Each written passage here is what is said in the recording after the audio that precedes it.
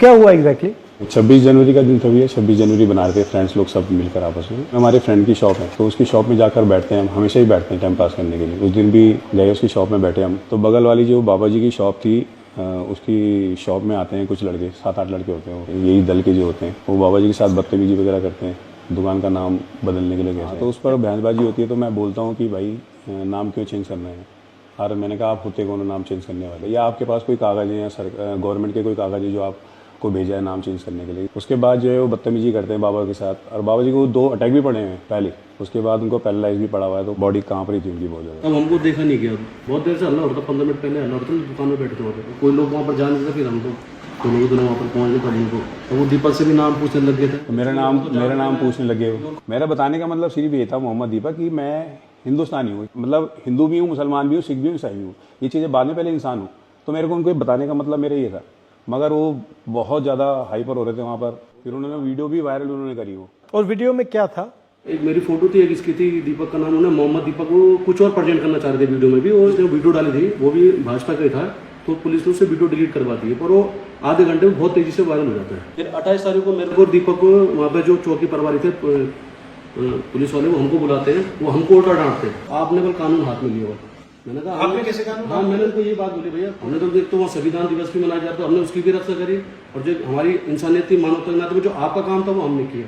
30 तारीख को उन्होंने एक पोस्ट डाली देहरादून के लड़कों ने कि हम जाएंगे, दीपक को हम समझाएंगे अपने तरीके से। फिर क्या हुआ? उस दिन आए वो। फिर 31 तारीख को वो 150 करीबन लड़के थे वो। पुलिस ना तो उनको कोई रोकने में वो रही, बहुत उन्होंने बवाल करा वहाँ पर, बहुत ज़्यादा, मतलब गाली गलौज करी उन्होंने। उस टाइम मैं जिम में था, अकेला ही था मैं। तो मम्मी खड़ी थी मेरी नीचे, मम्मी को गाली दे रहे हैं। मम्मी को क्यों गाली दे रहे थे? वही मेरे को दे रहे थे ना गाली, तो इनको नहीं पता, उनको नहीं पता मेरी मम्मी है नीचे खड़ी हुई। तो बस मैं थोड़ा सा उस टाइम पर इमोशनल बहुत ज़्यादा हो गया था मम्मी को देखकर। तो मेरे से रहा नहीं गया, तब मैं मम्मी को देखकर थोड़ा सा मैं हो गया, तो मैं नीचे खुद गया उनका। मैंने कहा कोई बात नहीं, देखी जाएगी। मैंने कहा 1500 भी होंगे, मैंने कहा मैं जाऊँगा। तो गया मैं उनके सामना करने गया मैंने। उसके बाद फिर पुलिस ने मेरे को उठा के पुलिस ने मेरे को थाने में, उनको कुछ नहीं बोला। तो आपकी क्या गलती थी इसमें? आपको क्यों बंद कर दिया? वही तो कि मतलब वो उनका शायद ये था कि माहौल ख़राब ना हो कहीं। अगर माहौल, तो मैंने फिर ये बोला कि माहौल अगर ख़राब कर रहे हैं, तो मैंने कहा ये लोग कर रहे हैं बाहर से आकर। मैंने कहा हम तो यहीं के रहने वाले हैं। मैंने आप मेरे को बिठा रहे हो। उसके बाद भी वो करीबन 4 से 5 घंटा कंटिन्यू वहाँ गाली गलौज करते रहे। ये जो लड़के थे ये करते क्या है एक्चुअली? उत्तराखंड में बजरंग दल अलग अलग जगह जाके जो भी मुस्लिम वेंडर्स डिस्टर्ब करते हैं, उनको डिस्टर्ब करते हैं, माहौल ख़राब करने की कोशिश करते हैं। और उस दिन भी जब कोटद्वार में वो लोग पहुंचे तो उन्होंने इसका नाम इसलिए पूछा कि उन्हें लगा कि ये मुस्लिम होगा। तो उन्होंने जब वो सारे, ये हिंदू कैसे कर रहा है, ये इंटरफेयर कर रहा था, तो मैं इसने, क्योंकि ये भाग गया, तो इसने रिएक्ट करा कि मेरा नाम मोहम्मद दीपक है भाई, बताओ क्या करोगे। बस तो वो उसकी वजह से वो लोगों का इतना डिफेम हुआ, वो लोग इतने बदनाम हुए, वो लोगों को इतना तगड़ा पुशबैक मिला कि इसने अकेले ने उनको भगा दिया कि उनकी ईगो हर्ट हो गई। और फिर मुख्यमंत्री और सारा फोर्स और सब लोग लग गए इसको टारगेट। मुख्यमंत्री ने क्या बोला इसमें? कुछ नहीं, उन्होंने तो फिर बाद में मेरे खिलाफ ही बोला, जो भी बोला उन्होंने।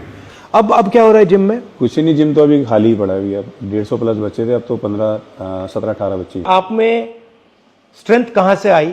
मम्मी में जो है ना बहुत ताकत है मेरी। जब कुछ नहीं थे, खैर कुछ तो, जब कुछ बिल्कुल भी नहीं थे मतलब, तो मम्मी ने तब भी मेहनत करी है। अकेले अपने बलबूते पे पूरा घर परिवार संभाला है। मम्मी चाय का स्टॉल चलाती है, एक चाय देने के लिए 3री मंजिल पे मम्मी चली जाती है अपना देने। और जब ये आपके साथ हुआ तो मम्मी ने क्या बोला? मम्मी नहीं डरी, मम्मी तो खैर नहीं डरी उस चीज़ को। मम्मी तो खैर, मम्मी कहती है कि कोई दिक्कत वाली बात नहीं है, तूने अच्छा काम किया, गलत काम नहीं किया। अगर गलत काम करता तो मैं तेरे साथ नहीं खड़ी होती, मैं खुद तेरे को बोलती कि तूने गलत काम किया। अब बोलती है मम्मी हाँ, बल ये कि थोड़ा डर लग रहा है, क्योंकि जो सोशल मीडिया पर चल रहा है कि 5 लाख रुपए दे रहे हैं दीपक को मारने के लिए, 2 लाख रुपए दे रहे हैं। और वाइफ है मेरी, एक 5 साल की बेटी है, तो बेटी भी नहीं गई, 7 से 8 दिन वो स्कूल भी नहीं गई है। थोड़ा सा डर गई थी माहौल देखकर वहाँ का। क्या नाम है? मायरा नाम है। फोन मिलाओ। नमस्कार। नमस्ते सर। कैसे हो? बस ठीक है। घबराए हुए तो नहीं हो? सर नहीं, थोड़ा कहीं बाहर आने जाने में थोड़ा लगता है, आने के लिए इधर जाते हैं, बाकी घर पे तो कोई दिक्कत नहीं, लेकिन इनके आने जाने से थोड़ा लगता है। घबराइए मत।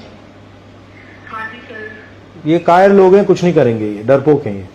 और ये आपकी कितने सालों की मेहनत थी, ये जो जिम है?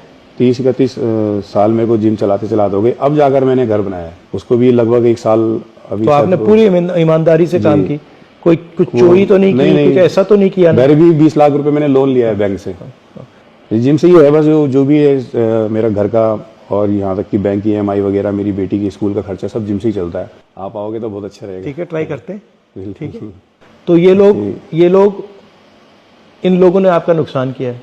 नुकसान की, हाँ बहुत ज्यादा नुकसान तो किया है खैर, क्योंकि क्योंकि आपको डराना चाह रहे हैं। हाँ डराना चाह रहे हैं, दबाना चाह रहे हैं। वो आप चाह रहे डरे हो? हैं आप डरे हो? नहीं डरना क्यों है, इनसे क्यों डरना है कोई।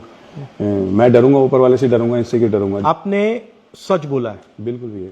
और आपने यहाँ पे धार्मिक काम किया है। जी जी आप डरे नहीं हो, जी इनकी बदतमीजी के सामने आप झुके नहीं हो। जी इससे बड़ा देशभक्ति का काम नहीं है। जी जी तो आपको मैं पूरी बधाई कांग्रेचुलेशन देना चाहता हूं कि आपने हिंदुस्तान का झंडा, हमारा कॉन्स्टिट्यूशन, उसकी रक्षा की।